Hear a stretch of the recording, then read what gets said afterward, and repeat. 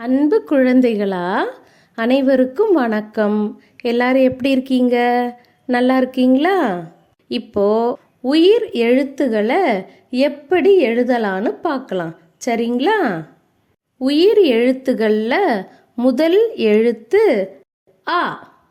இந்த ஆ அப்படிங்கிற எழுத்தை எப்படி எழுதுறதுன்னு நம்ம பார்க்கலாம். ஆ எழுத்தை எழுதுவதற்கு முதல்ல நாம ஒரு சுழிய எழுதணும்.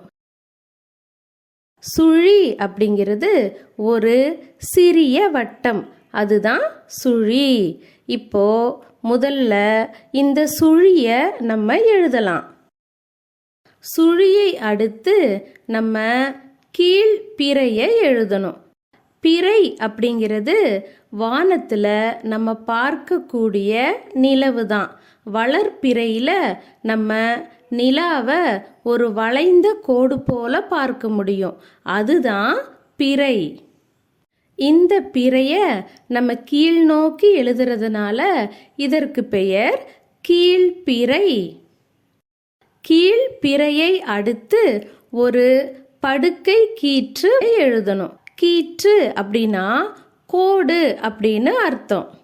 படுக்கை கீற்று அப்படின்னா நாம கீழே படுப்போம் இல்லையா, அந்த மாதிரி இந்த கோடும் படுக்கை வாட்டத்தில் இருக்கிறதால இத படுக்கை கீற்று அப்படின்னு சொல்றோம்.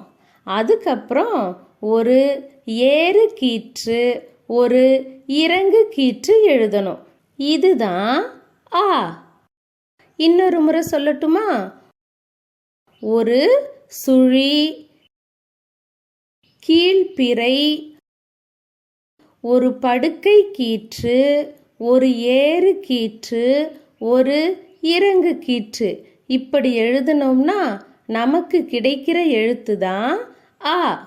இந்த ஆ அப்படிங்கிற எழுத்துல என்னென்ன சொற்கள் இருக்குன்னு நம்ம பார்க்கலாமா? ஆ அம்மா,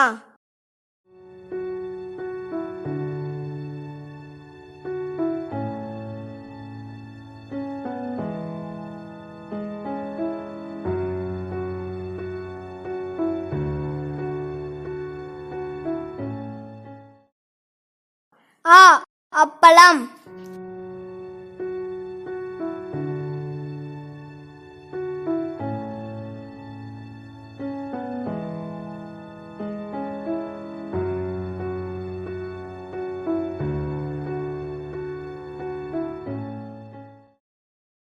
ஆ அணில்,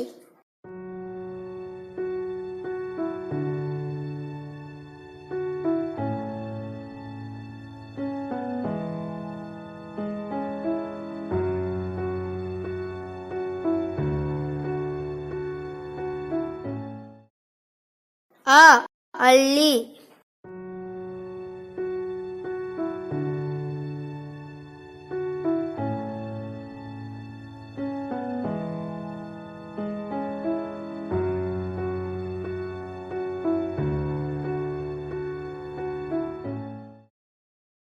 ஆ அலைபேசி,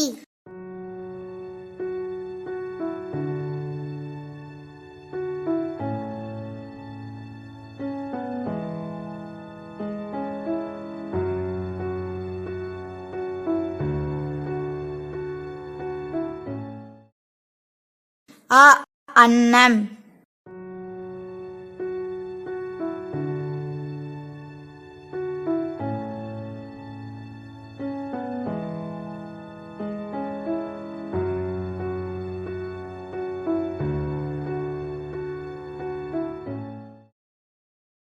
ஆ அரிசி,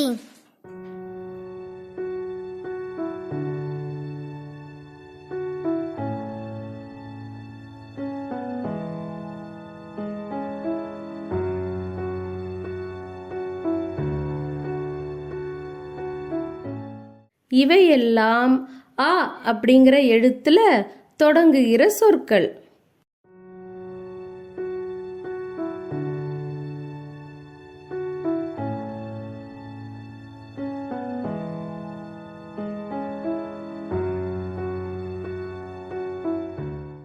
அடுத்து நாம எழுத போற எழுத்து ஆ.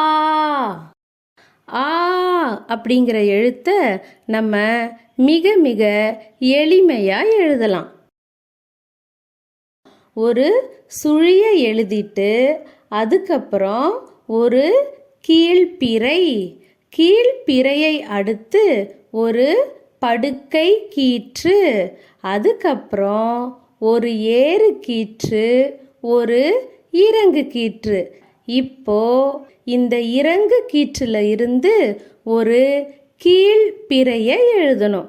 இந்த கீழ்பிறையின் முடிவில் ஒரு சுழிய எழுதணும். இதுதான் ஆ.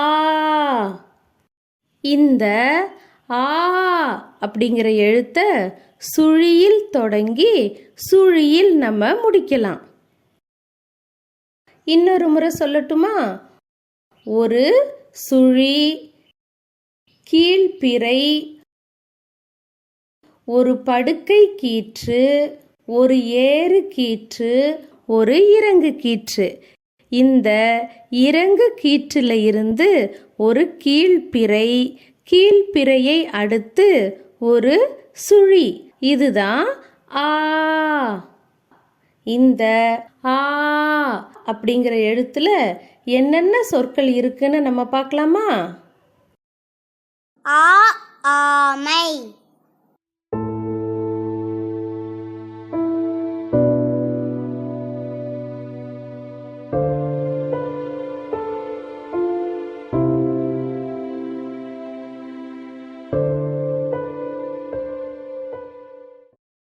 ஆ ஆலமரம்.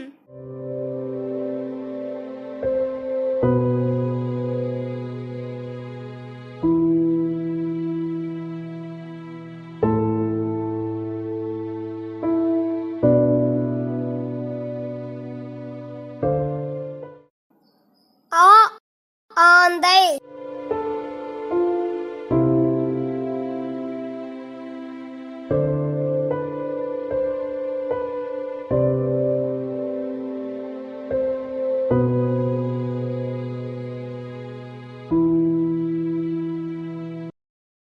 ஆ ஆறு.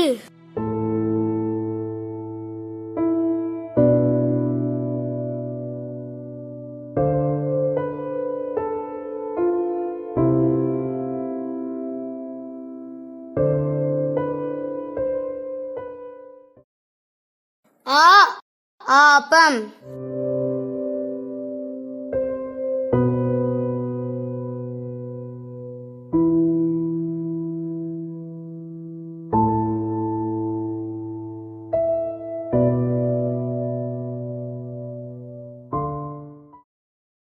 ஆ ஆடு.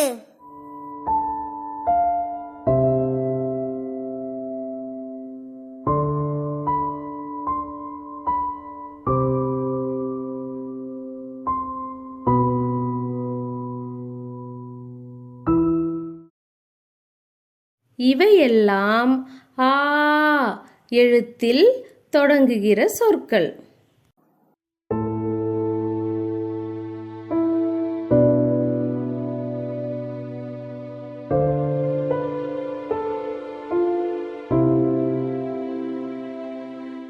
அடுத்து நாம எழுத போற எழுத்து ஒரு சுழி, கீழ்பிறை, ஒரு படுக்கை கீற்று, அதற்கப்புறம் இந்த படுக்கை கீற்றில் இருந்து ஒரு மேல் விலங்கு எழுதணும். இப்படி எழுதணும்னா நமக்கு கிடைக்கிற எழுத்து தான் இ. விலங்கு என்பது தப்பு செய்கிறவங்கள பிடிச்சிட்டு போகும்போது அவங்க கைகளில் போடுவாங்க, சரிங்களா? அதற்கு பெயர் தான் விலங்கு. அந்த விலங்கு போன்ற அமைப்பை நம்ம இந்த இ அப்படிங்கிற எழுத்தில் எழுத போகிறோம். அதனால தான் இதை விலங்குன்னு சொல்கிறோம். மேல் நோக்கி எழுதுறனால இது மேல் விலங்கு. இந்த இ எழுத்தை எப்படி எழுதணும்னு இன்னொரு முறை நான் சொல்லட்டுமா? ஒரு சுழி, கீழ்பிறை, ஒரு படுக்கை கீற்று, இந்த படுக்கை கீற்றில் இருந்து ஒரு மேல் விலங்கு எழுதணும். சரிங்களா? இதுதான் இ. இந்த இ அப்படிங்கிற எழுத்துல என்னென்ன சொற்கள் இருக்குன்னு நம்ம பார்க்கலாமா? இலை,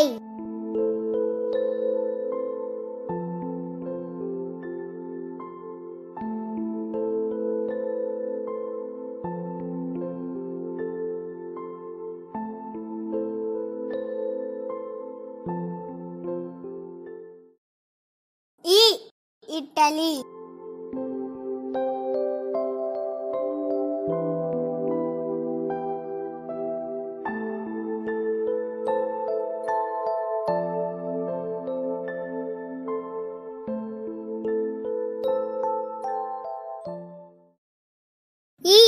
இலந்தை,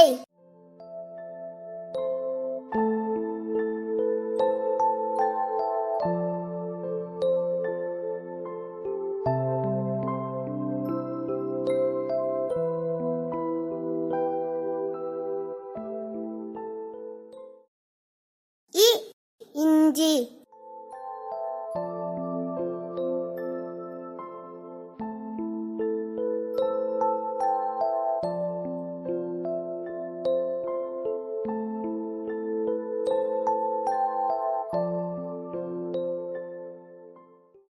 இவையெல்லாம் இ எழுத்துல தொடங்குகிற சொற்கள்.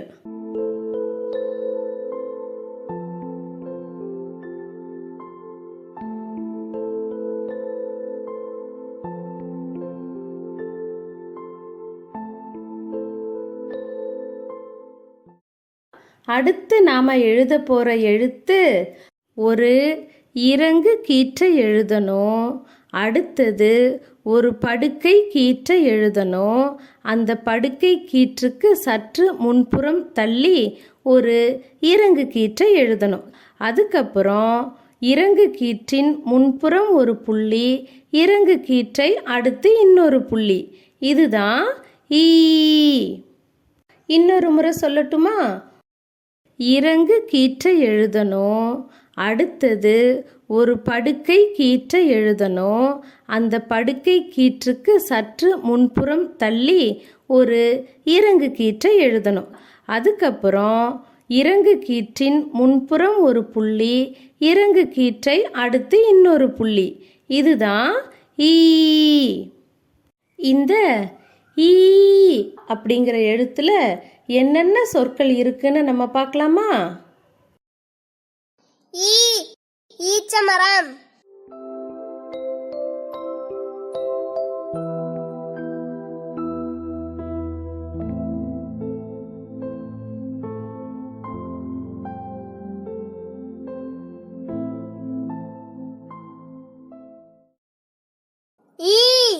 ஈசல்,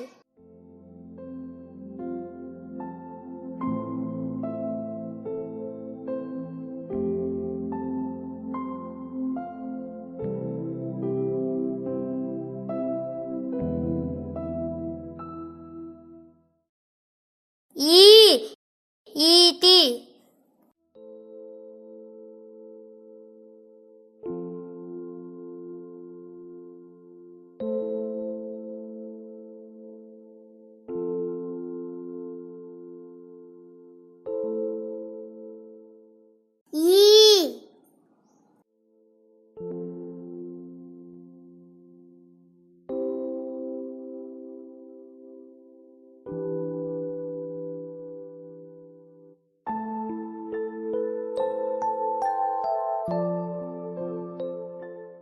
இவைதான் ஈ எழுத்தில் தொடங்குகிற சொற்கள்.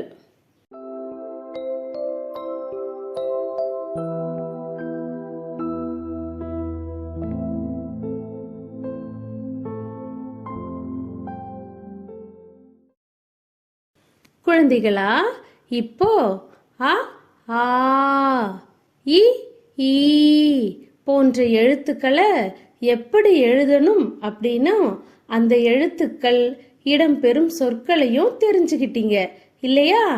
இன்னொரு காணொளியில அடுத்து வர்ற உயிரெழுத்துக்களை பற்றி பார்ப்போம். சரிங்களா? நன்றி குழந்தைகளா.